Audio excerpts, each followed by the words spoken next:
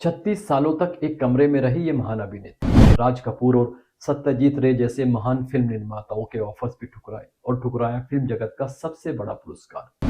देवानंद से मिलने से भी क्या इनकार, आखिर क्यों?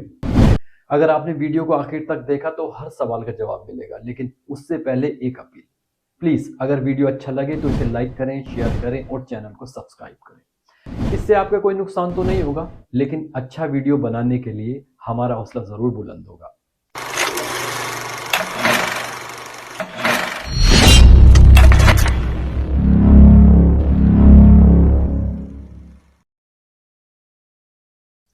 बॉलीवुड और बंगाली सिनेमा की इस मशहूर अभिनेत्री का नाम सुनते ही उनकी बेमिसाल खूबसूरती और अदाकारी की अनगिनत यादें ताज़ा हो जाती हैं।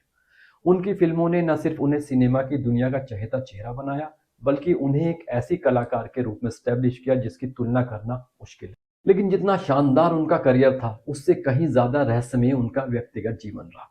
उन्होंने अपनी जिंदगी के आखिरी 36 सालों तक खुद को दुनिया से दूर एक कमरे तक सीमित कर लिया। इतना ही नहीं, उन्होंने फिल्म जगत के सर्वोच्च पुरस्कार, सबसे बड़े अवार्ड दादा साहब फाल्के अवार्ड को भी सिर्फ इसलिए ठुकरा दिया ताकि उन्हें इसे लेने के लिए दुनिया के सामने ना जाना पड़े। इस हिंदी और बंगाली सिनेमा की अभिनेत्री का नाम है सुचित्रा सेन।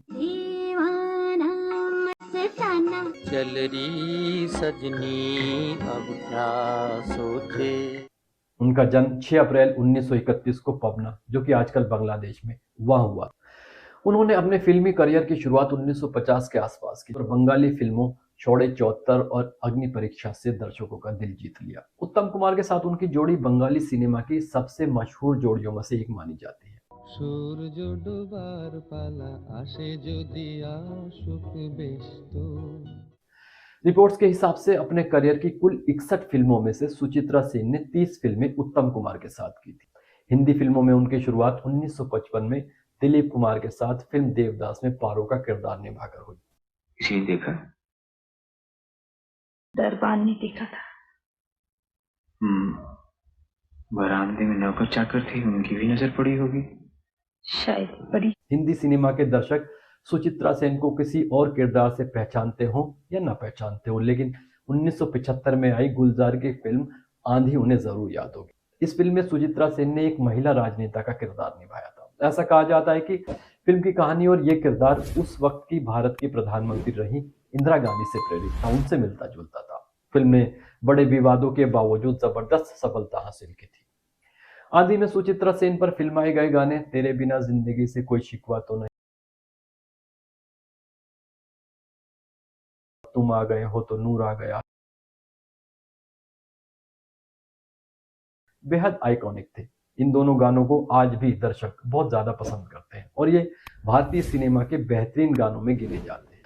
रिपोर्ट्स बताती है कि 1960 के दशक में सत्यजीत रे ने बंगाली नॉवल देवी चौधरानी पर फिल्म बनाने का फैसला किया और लीड रोल के लिए सुचित्रा सेन के पास पहुंचे।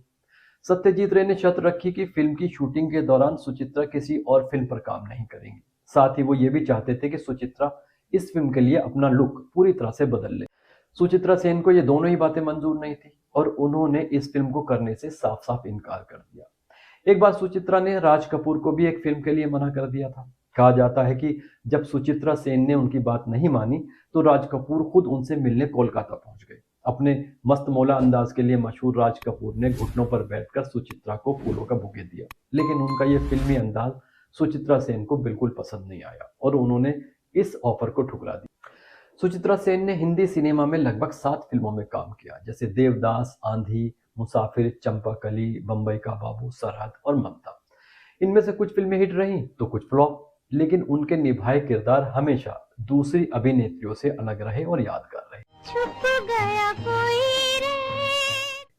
सुचित्रा सेन अपनी अलग अभिनय शैली और गहराई के लिए जानी जाती थी, जिसने उन्हें हिंदी सिनेमा में भी एक खास पहचान दिलाई। लेकिन 1978 में उनकी फिल्म पढ़ने पाशा के फ्लॉप होने के बाद सुचित्रा सेन ने अचानक फिल्म इंडस्ट्री को अलविदा कह दिया। न कोई प्रेस कॉन्फ्रेंस, न कोई विदाई समारोह। उन्होंने चुपचाप ग्लैमर की दुनिया से नाता तोड़ लिया। फिल्मों को अलविदा कहने के बाद सुचित्रा सेन ने कोलकाता के बालीगंज इलाके में अपने घर में खुद को पूरी तरह से बंद कर लिया। उन्होंने अपनी निजी जिंदगी को एक रहस्य बना लिया। उनसे मिलने वालों का दायरा बेहद सीमित था, यहाँ तक कि उनकी बेटी मुनमुन सेन और पोतिया रायमा सेन और रिया सेन भी उनकी सख्त प्राइवेसी का पालन करती थी। उनके साथ 2 फिल्में बम्बई का और सरहद कर चुके देवानंद भी उनसे मिलना चाहते थे, लेकिन सुचित्रा सेन ने उनसे भी मिलने से इनकार कर दिया। सुचित्रा सेन ने कैमरे और पब्लिक लाइमलाइट से दूर रहने का फैसला किया।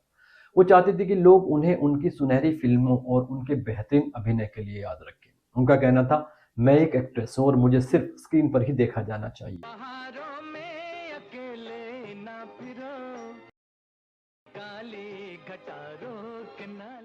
सुचित्रा सेन को 2005 में सिनेमा की दुनिया के सबसे बड़े अवार्ड दादा साहब फाल्के अवार्ड से सम्मानित करने का फैसला किया गया।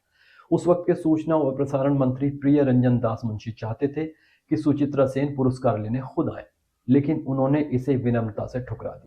अपने एकांत के दिनों में सुचित्रा सेन ने आध्यात्मिकता की ओर ध्यान लगाया। उन्होंने रामकृष्ण मिशन और योगानंद परमहंस के विचारों से प्रेरणा ली। वो नियमित रूप से ध्यान करती थी, योगा करती थी और यही उनकी आंतरिक यानी कि भीतरी शांति का स्रोत बन गया। 2014 में 82 साल की उम्र में सुचित्रा सेन का निधन हो गया। उनकी आखिरी इच्छा के अनुसार उनके अंतिम संस्कार को भी बेहद निजी रखा गया। उनके प्रशंसकों को, उनके फैंस को उनकी आखिरी झलक देखने का मौका नहीं मिला। सुचित्रा सेन ने जो किया वो शायद ही किसी और अभिनेत्री ने किया हो। उन्होंने अपने करियर की ऊंचाई पर इंडस्ट्री को अलविदा कह दिया और अपनी शर्तों पर जिंदगी जी।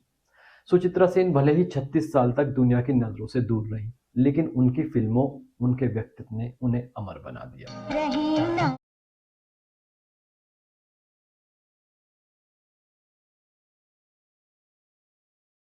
तो दोस्तों, कैसा लगा आपको आज का ये वीडियो? हमें कमेंट करके जरूर बताएं। Thank you.